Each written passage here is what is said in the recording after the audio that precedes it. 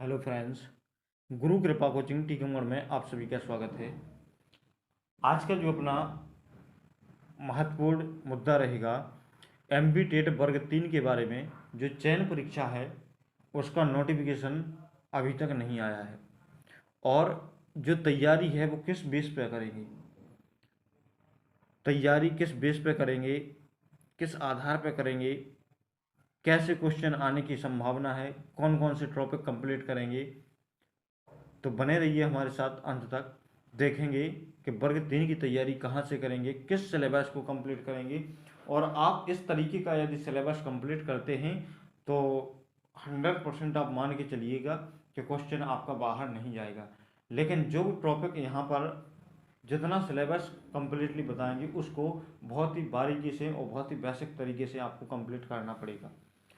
तो यहाँ पर देखेंगे एमपी टेट वर्ग 3 चयन परीक्षा का सिलेबस। तो यहाँ पर देखेंगे आगे। तो यहाँ पर अब पहले कंप्लीट करेंगे क्या, मैथमेटिक्स का। मैथमेटिक्स से सबसे पहला अपन को पहले नंबर करना है क्या, संख्या पद्धति की।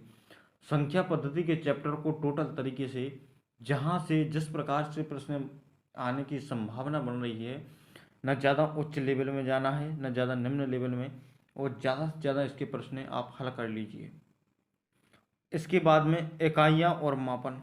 इकाइयाँ और मापन के प्रश्न जहाँ से भी किसी भी किताब के, छोटी से छोटी किताबें, बड़ी से बड़ी किताबें, एनसीईआरटी किताबों से सभी से आप क्वेश्चन ज़्यादा से ज़्यादा प्रैक्टिस करिएगा।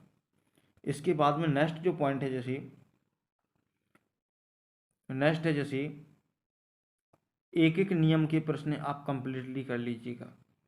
यहाँ से भी प्रश्न ज़्यादा से ज़्यादा पूछे जा रहे हैं। और इसके बाद में अनुपात और समान अनुपात सभी प्रश्न ज़्यादा से ज़्यादा आए हुए हैं। जो एमपी टेट 2024 की चयन पर जो पात्रता परीक्षा और 2020 की जो चयन परीक्षा थी वो उसको पात्रता परीक्षा का भी दर्जा दिया गया था। जो 2020 की और जो 2024 की पात्रता परीक्षा थी उसमें जो प्रश्न पूछे गए हैं उन्हीं प्रश्नों के आधार पर यहाँ पर पूरा सिलेबस कंप्लीट किया गया है। इसके बाद में प्रतिशत को अच्छी तरीके से कंप्लीट आप कर लीजिएगा। लाभ हानि को अच्छी तरीके से कंप्लीट कर लीजिएगा। इसके बाद में आपको करना है साधारण ब्याज, चक्रवृद्धि ब्याज, समय और कार्य।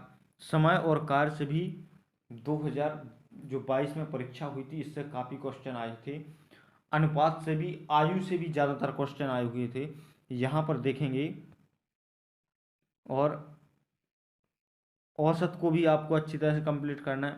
आयु से कम हर एक प्रश्न, कोई भी प्रश्न नहीं छूटा है। औसत और आयु से एक भी पेपर नहीं छूटा है कि जिसमें औसत और आयु से प्रश्न नहीं पूछे गए हैं। और इसके बाद विभाज्यता के नियम को तो आप रट ही लीजिएगा। विभाज्यता के नियम से ज़्यादा क्वेश्चन आए हैं और भिन्नों से भी ज़्यादा से ज़्यादा प्रश्न आए हैं। क्षेत्रमिति से भी क्वेश्चन ज़्यादा से ज़्यादा पूछे गए थे। अभी भी चयन जो पात्रता परीक्षा हुई थी इसमें बहुत से क्वेश्चन आए हुए थे। ज्यामिति को भी अच्छी तरीके से कंप्लीट कर लीजिएगा।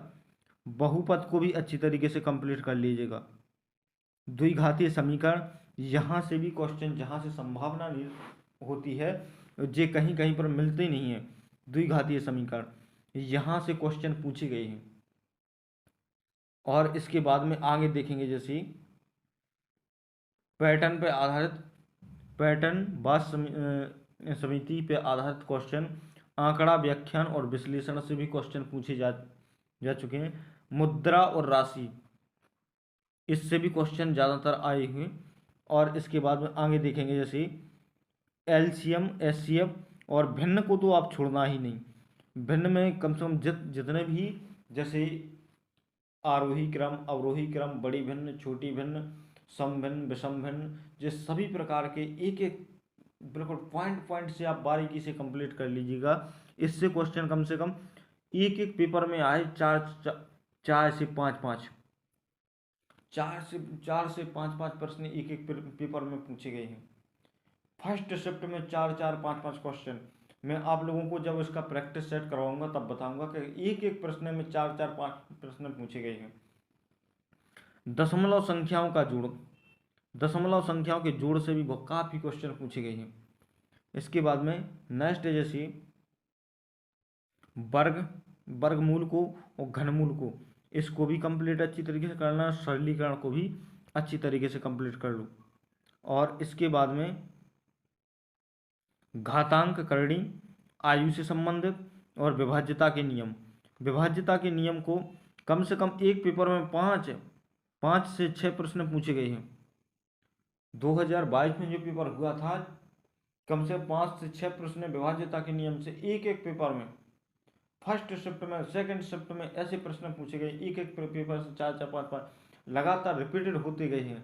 इसी प्रकार से जैसे ज़्यादा से ज़्यादा 1-2 क्वेश्चन तो हर एक शिफ्ट में पूछा गया है, तो इनको बिल्कुल भी नहीं छोड़ना है और हर एक तरीके से आपको तैयारी करना, जहाँ तक कि आपको संभावित लगे कि ये क्वेश्चन आ सकता है। कंपटीशन बहुत हाई है, इसलिए आप लोगों को ये मत सोचना है कि मान के चलो कि ये आ सकता है, ये नहीं आ सकता। मोस्टिंग के चक्कर में नहीं रहिए। इतने 26 यदि आपने 26 यूनिट आपने कंप्लीट कर ली हैं, तो आपका किसी भी माध्यम से कोई भी क्वेश्चन आपका गलत नहीं हो सकता है।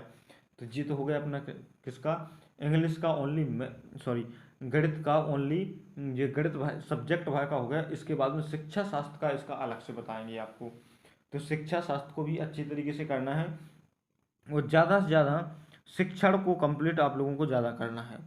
शिक्षण को कंप्लीट ज़्यादा करना है, क्योंकि शिक्षण हर सब्जेक्ट में पूछा जाता है। हर सब्जेक्ट में यदि 15 नंबर का शिक्षण पूछ रहा है तो 15 गुणे 5 करो, तो 15×5 75 नंबर का, 70 नंबर का, क्योंकि 5 नंबर का इसमें जो CDP होती है, CDP में 10 नंबर का शिक्षण पूछा जाता है, तो 70 नंबर का डायरेक्टली आपका शिक्षण से आ रहा है। तो शिक्षण पे आप ज़्यादा से ज़्यादा जोर दीजिएगा और यहाँ पर इस चैनल पे आपको शिक्षण से संबंधित ज़्यादा से ज़्यादा क्लासें आपको मिलती रहेंगी। तो आप इस पर ज़्यादा फोकस करिएगा, शिक्षण के ज़्यादा से ज़्यादा क्वेश्चन सॉल्व करिएगा, शिक्षण को ज़्यादा से ज़्यादा आप पढ़िएगा, तो आपका पेपर बहुत ही बेहतरीन तरीके से जाएगा और आपका सिलेक्शन 101% आपका सिलेक्शन हो जाएगा यदि आप बराबर की मेहनत करोगे तो। क्योंकि कंपटीशन बहुत हाई है और वैकेंसी बहुत कम निकल रहा है, 8 से 10 हज़ार के बीच में वैकेंसी आएगी। इसलिए आप किसी प्रकार की कोई लापरवाही मत करिएगा, क्योंकि आज का समय कुछ और है, काल का समय कंपटीशन, और समय जैसे निकलता जाएगा कंपटीशन बढ़ता ही चला जाएगा। इसलिए आप किसी प्रकार की कोई लापरवाही मत करिएगा और बराबर की अच्छे तरीके से, आज से जो आज करे सो काल करे, काल करे सो अब। इसलिए आप किसी प्रकार का जो समय निकल चुका है वो जाने दीजिएगा, जो बचा हुआ है उसको व्यर्थ मत जाने दीजिएगा। तो यदि आपको इसी सिलेबस के आधार पर आपको तैयारी करना है, तो मिलते हैं नेक्स्ट वीडियो में एक नए सिलेबस के साथ, जो आपका CDP का है। जैसे एक CDP का रह गया, अभी हिंदी का रह गया, इसके बाद में संस्कृत का रह गया, इंग्लिश का रह गया, और इसके बाद में जो शिक्षण है अपना, और इसके बाद में EVS का रह गया। तो ये सभी के हम पूरा सिलेबस कंप्लीट करवा देंगे इसी तरीके से, और क्लासें भी आपको मिलती रहेंगी। थैंक यू दोस्तों, जय हिंद, वंदे मातरम। यदि वीडियो सब्सक्राइब नहीं किया है तो इस चैनल के साथ आप जरूर जुड़ें। थैंक यू, जय हिंद, वंदे मातरम।